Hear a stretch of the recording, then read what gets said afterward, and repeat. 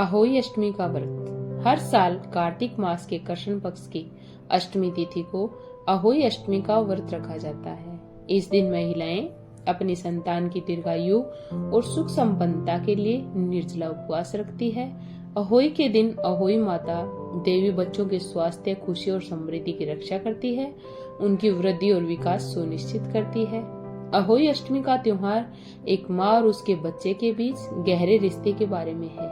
माताएं अपने बच्चों के कल्याण के लिए अपने गहरे प्यार, भक्ति और प्रतिबद्धता को व्यक्त करने के लिए कठोर व्रत करती है, विस्तृत अनुष्ठान करती है और व्रत कथा सुनती है।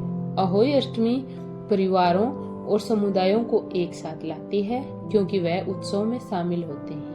कहते हैं कि अहोई अष्टमी का व्रत करने से संतान का भाग्योदय होता है। इस साल अहोई अष्टमी का व्रत 5 नवंबर को रखा जाएगा। आइए जानते हैं कि अहोई के व्रत में कौन सी गलतियां करने से बचना चाहिए। नंबर 1, खुदाई करने से बचें। अहोई अष्टमी के दिन महिलाओं को मिट्टी से जुड़े कार्य करने से बचना चाहिए। इस दिन जमीन या मिट्टी से जुड़े कार्यों में खुरपी का इस्तेमाल ना करें। पौराणिक कथा के अनुसार मिट्टी की खुदाई के वक्त एक साहूकारनी से शाही के बच्चे की मौत हो गई थी और उसके बाद उसका पूरा परिवार उजड़ गया था। अहोई माता और शाही की पूजा करने के बाद ही उसे संतान की प्राप्ति हुई थी। तभी से ये व्रत रखने की परंपरा चली आ रही है। नंबर 2, काले रंग के कपड़े। अहोई अष्टमी के दिन व्रत करने वाली औरतों को काले, नीले या डार्क कलर के कपड़े नहीं पहनने चाहिए। भगवान गणेश का नाम लिए बगैर इसकी पूजा शुरू ना करें। कहते हैं कि अहोई पर तारों की छांव में अधैर्य देने के लिए कांसे के लोटे का इस्तेमाल नहीं करना चाहिए। करवे का इस्तेमाल। अहोई अष्टमी के व्रत में जिस करवे में जल भरकर रखा जाता है वो वही करवा होना चाहिए जिसका उपयोग आपने करवा चौथ पर किया है। इसके अलावा पूजा की अन्य सामग्री नहीं होनी चाहिए। पूजा में मुरझाए फूल या इस्तेमाल हो चुके फल, मिठाइयों का पुनः प्रयोग ना करें। नंबर 4, तामसिक भोजन। अहोई अष्टमी के व्रत में खान पान का विशेष ध्यान रखें। व्रत रखने वाली महिलाएं निर्जला उपवास करें और घर के अन्य सदस्यों के लिए प्याज या लहसुन वाला खाना न बनाए। हो सके तो इस दिन सात्विक भोजन का ही सेवन करें। नंबर 5, नुकीली या धारदार चीजें। अहोई अष्टमी के व्रत में धारदार या नुकीली चीजों का बिल्कुल इस्तेमाल न करें। इस दिन चाकू, छुरी, कैंची या सुई जैसी चीजों के उपयोग से बचें। व्रत में इसका इस्तेमाल अशुभ समझा जाता है। नंबर 6, बच्चों का रखें ख्याल। यह व्रत महिलाएं अपने बच्चों के लिए रखती है, इसलिए इस दिन बच्चों को बिल्कुल भी डांटना नहीं चाहिए। नंबर 7, ऐसा माना जाता है कि इस दिन राधा कुंड में जो कोई भी निसंतान दंपत्ति अहोई अष्टमी के दिन स्नान करता है उसे स्नान की प्राप्ति अवश्य होती है। राधा कुंड में स्नान आदि रात के समय यानी निशिता के समय किए जाने की मान्यता है। अहोई अष्टमी के दिन आधी रात के दौरान राधा कुंड में स्नान शुरू होता है और यह पूरी रात भर जारी रहता है। स्नान के बाद राधा कुंड पर कच्चा सफेद कद्दू यानी पेठा चढ़ाते हैं। देवी को चढ़ाए जाने वाले इस प्रसाद को यहाँ पर कुष्मांडा कहा जाता है। कुष्मांडा का भोग लगाने के लिए उसे लाल रंग के कपड़े में लपेटने की परंपरा है। इसके बाद जल्द ही संतान प्राप्ति के लिए देवी राधा रानी का आशीर्वाद लेने के लिए दंपत्ति पानी के टैंक में खड़े होने के बाद पूजा करते हैं। कुष्मांडा सफेद कद्दू देवी को चढ़ाते हैं। राधा कुंड का महत्व। कान्हा की नगरी मथुरा में स्थित इस राधा कुंड का यूं तो काफी महत्व माना जाता है, लेकिन अहोई अष्टमी के दिन इस कुंड का महत्व कई गुना बढ़ जाता है। मान्यता है कि अहोई अष्टमी के दिन मध्य रात्रि में अगर कोई भी निसंतान दंपत्ति इस कुंड में पूरी श्रद्धा के साथ स्नान करता है तो उसे पुत्र रत्न की प्राप्ति अवश्य होती है। अहोई अष्टमी की व्रत कथा।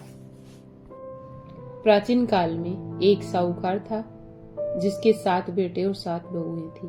उस साहूकार की एक बेटी भी थी जो दीपावली के अवसर पर ससुराल से मायके आई थी। दीपावली पर घर को लीपने के लिए सातों बहुएं मिट्टी लाने जंगल में गई तो ननद भी उसके साथ जंगल की ओर चल पड़ी। साहूकार की बेटी जहाँ से मिट्टी ले रही थी उसी स्थान पर स्याहू अपने बेटे के साथ रहती थी। मिट्टी खोदते हुए गलती से साहूकार की बेटी ने खुरपी से स्याहू का एक बच्चा मार दिया। स्याहू इस पर क्रोधित होकर बोली, मैं तुम्हारी कोख बांधूंगी। स्याहू की यह बात सुनकर साहूकार की बेटी अपनी सातों भाभियों से एक एक करके विनती करती है कि वह उसके बदले अपनी कोख बंधवा ले। सबसे छोटी भाभी ननद के बदले अपनी कोख बंधवाने के लिए तैयार हो जाती है। इसके बाद छोटी भाभी के जो भी बच्चे थे वह सभी 7 दिन बाद मर जाते हैं। 7 पुत्रों को इस प्रकार मृत्यु होने के बाद उसने पंडित को बुलवाकर इसका कारण पूछा। पंडित ने सुरही गाय की सेवा करने की सलाह दी। सुरही सेवा से प्रसन्न होती है और उसे स्याहू के पास ले जाती है। रास्ते में थक जाने पर दोनों आराम करने लगते हैं।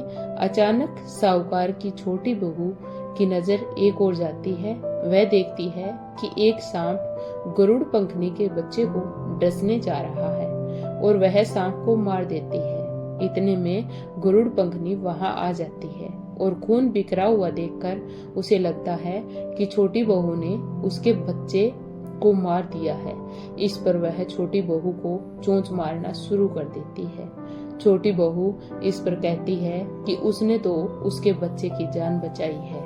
गरुड़ पंखनी इस पर खुश होती है और सुरही सहित उन्हें स्याहू के पास पहुंचा देती है। स्याहू छोटी बहू की सेवा से प्रसन्न होकर उसे 7 पुत्र और 7 बहुएं होने का आशीर्वाद देती है। स्याहू के आशीर्वाद से छोटी बहू का घर पुत्र और पुत्र की बहुओं से हरा भरा हो जाता है। अहोई अष्टमी व्रत की पूजा विधि। प्रातः काल सूर्योदय से पहले सुबह जल्दी उठकर स्नान करने के बाद कुछ फल इत्यादि खाते हैं। मंदिर जाना अथवा घर के मंदिर में पूजा की जाती है। पूरे दिन निर्जल व्रत रखना भी प्रचलित है। शाम के समय बच्चों के साथ बैठकर अहोई अष्टमी माता की पूजा करते हैं। दीवार पर अहोई अष्टमी माता की तस्वीर बनाते हैं अथवा एक कैलेंडर लगाते हैं। शाम को तारा निकलते ही उसको जल व खाना अर्पण करके ही व्रत खोलते हैं। आपका कीमती समय देने के लिए धन्यवाद। अगर आपको ये वीडियो अच्छी लगी तो please like, share and subscribe जरूर करें।